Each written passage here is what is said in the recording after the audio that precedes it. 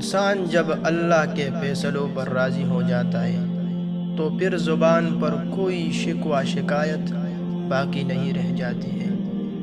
رضا بالقضاء جو اللہ والوں کی صفت ہے، یہ بہت بڑی صفت ہے کہ اللہ نے میرے حق میں جو لکھا ہے وہ مجھے پہنچ کر ہی رہے گا،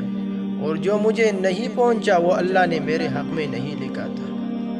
جو انسان اللہ کے فیصلے پر راضی ہو، اللہ رب العزت اس بندے سے بڑے خوش ہوتے ہیں۔ حدیث پاک میں آتا ہے کہ جب کتاب یعنی لوح محفوظ بنی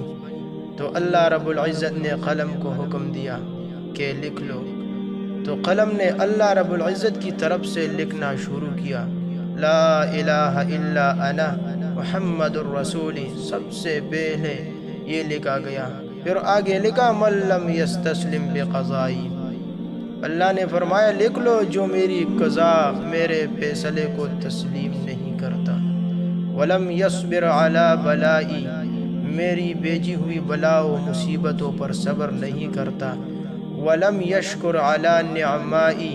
میری نعمتوں پر شکر ادا نہیں کرتا، فلیتخذ ربا سوائی،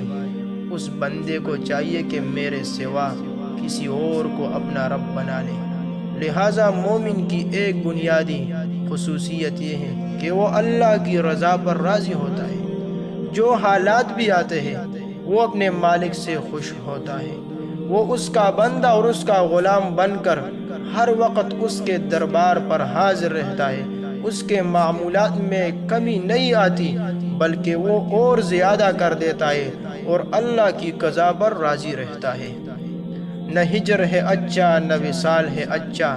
یار جس حال میں رکھے بس وہی حال ہے اچھا۔